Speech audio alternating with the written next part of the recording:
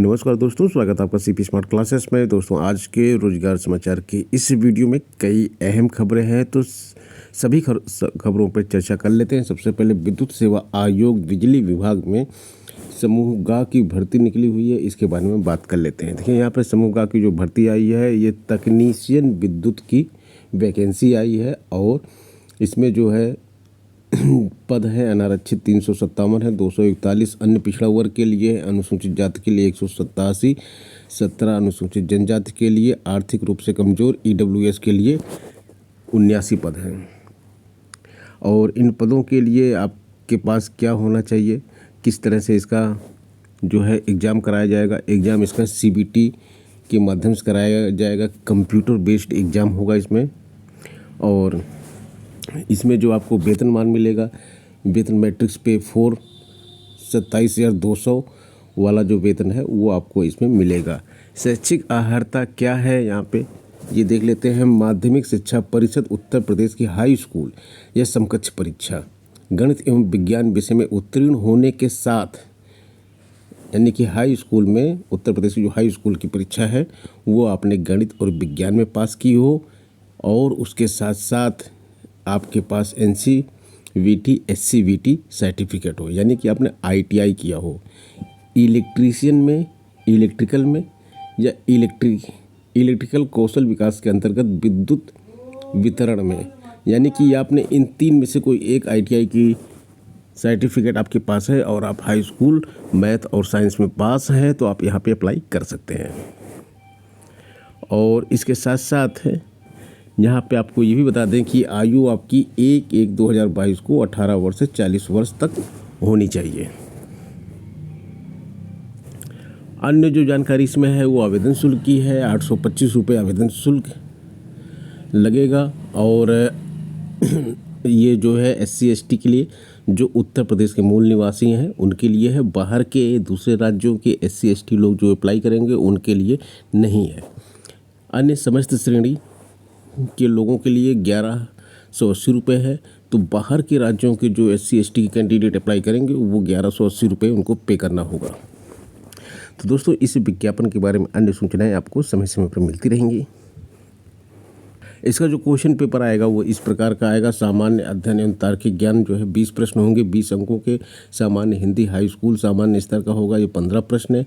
सामान्य अंग्रेजी 15 प्रश्न है। तकनीकी विषय ज्ञान यानी कि आपके ITI का 150 प्रश्नों का पेपर यहाँ पे आएगा। तो इस तरह से आपका कुल 200 अंकों की परीक्षा होगी। एक बार अंतिम तिथियों के बारे में बात कर लेते हैं। 27 तारीख से आवेदन आपका शुरू हो रहा है और 19 अक्टूबर तक आपका आवेदन होगा। परीक्षा की जो तिथि है नवंबर में जो है, चतुर्थ सप्ताह में, नवंबर लास्ट में आपकी परीक्षा की तिथि यहाँ पे दी गई है।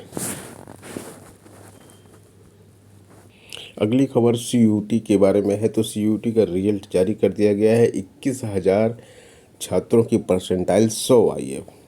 तो 21,000 छात्रों को जो है अपने मनचाहे कॉलेज में एडमिशन मिल सकेगा। आप सभी अपना स्कोर देखें। सभी जो विश्वविद्यालय हैं वो अपनी मेरिट अलग से जारी करेंगे। ग्रेजुएशन में एडमिशन लेने वाले छात्रों के लिए यह परीक्षा करवाई गई थी ऑल इंडिया लेवल पे, जिसका रिजल्ट आज जारी किया गया है। 6800 चयनितों के लिए अच्छी खबर है। काफ़ी उम्मीद उनको बढ़ चुकी है नियुक्ति की। सचिव ने रिक्त पदों का ब्यौरा मांगा है। 69,000 में आरक्षण की गड़बड़ी के चलते बाहर आ गए थे 68,000 चयनितों को। अब नियुक्ति मिलने की उम्मीद है। इलाहाबाद हाई कोर्ट की लखनऊ खंडपीठ ने अगली तिथि पर रिक्त पदों का विवरण सरकार से मांगा है, जिसके अनुपालन में सचिव बेसिक शिक्षा परिषद प्रताप सिंह बाघेल ने प्रदेश के सभी जिला बेसिक शिक्षा अधिकारी BSA से इस भर्ती के रिक्त पदों का विवरण उपलब्ध कराने के निर्देश दिए हैं। तो अब इससे एक उम्मीद बढ़ रही है कि 69,000 में से जो है 6800 जो छात्र हैं जिनका सेकेंड लिस्ट में आरक्षण की गड़बड़ी के कारण जो बाहर हुए थे, इनको फिर दोबारा ज्वाइन कराने के बारे में विचार चल रहा था, जो कि चुनाव के पहले चल रहा था। फिर चुनाव आ गया, इस बीच में चीज़ें रुक गई थी। अब ये फिर से शुरू हो रही हैं। अब इनको नियुक्ति मिलेगी। मल्टीटास्किंग स्टाफ MTS ये SSC के माध्यम से परीक्षा होती है और प्रमाण पत्रों की जांच कराई गई। तो 1919 अभ्यर्थी इसमें अनुपस्थित मिले। मतलब जिनका सिलेक्शन हो चुका है, प्रमाण पत्रों की जांच केवल करवानी बाकी थी, वहाँ पे ये छात्र नहीं पहुँचे। कर्मचारी चयन आयोग की ओर से आयोजित MTS 2020 परीक्षा के माध्यम से केंद्र सरकार के विभागों और मंत्रालयों में नॉन टेक्निकल श्रेणी के 3,366 पदों को भरा जाएगा।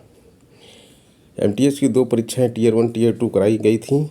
Tier 2 का परिणाम 29 जुलाई 2022 को आया था। उसमें देश भर से 9,754 अभ्यर्थी सफल हुए थे। डॉक्यूमेंट वेरिफिकेशन के बाद फाइनल रिजल्ट निकाला जाएगा, जिसमें 3,366 पदों को भरा जाएगा। असिस्टेंट प्रोफेसर के परिणाम को संशोधित करने की बात की जा रही है।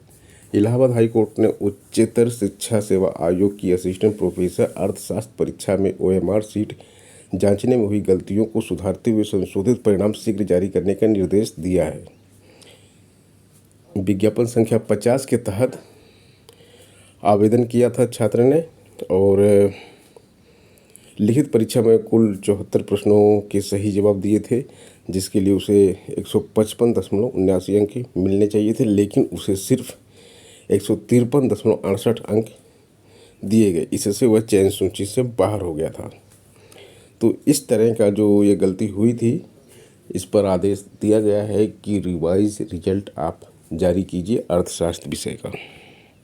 अगली न्यूज LT ग्रेड के विज्ञापन से संबंधित है। आयोग के सचिव महोदय से मुलाकात की जाएगी, उनको एक ज्ञापन दिया जाएगा। 3 साल से भर्ती नहीं आ रही है, तो छात्र अब यहाँ पे जो है LT ग्रेड शिक्षक भर्ती और प्रवक्ता के विज्ञापन को जल्द से जल्द निकलवाने के लिए उत्तर प्रदेश लोक सेवा आयोग का जो कैलेंडर है उसी में उसको परीक्षा के स्थान भी दिलवा दिया जाए। इसके लिए 11 बजे लोक सेवा आयोग पर आज छात्र पहुंचेंगे और सभी छात्रों से आह्वान किया गया है कि 11 बजे वो लोक सेवा आयोग पहुंचे और वहां पे अपनी मांग को रखें, जिससे कि LT ग्रेड और GIC प्रवक्ता के विज्ञापन में जो देरी हो रही है उस समय पर विज्ञापन जारी किया जाए।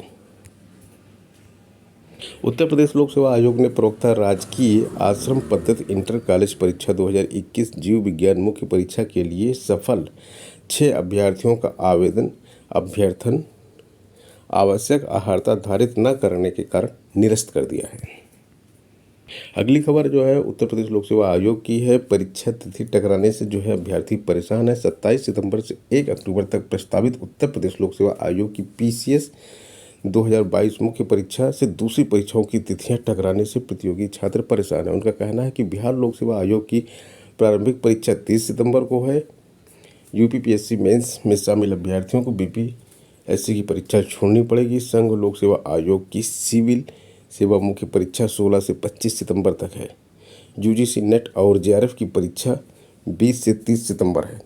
तो ये सारी परीक्षाएं जो है परीक्षा तिथियां जो है वो टकरा रही हैं, तो छात्र इसलिए परेशान है। जो उत्तर प्रदेश लोक सेवा आयोग की PCS 2022 की मुख्य परीक्षा में इस बार बैठ रहे हैं, क्योंकि उनको और भी परीक्षाएं देनी होती हैं, जिसमें कई अहम परीक्षाएं हैं जो इसी बीच में हो रही हैं। तो छात्र संभवतः उम्मीद है कि कोशिश करेंगे कि ये परीक्षा टल जाए। दोस्तों, आज के इस वीडियो में इतना ही। मिलते हैं नेक्स्ट वीडियो में। धन्यवाद।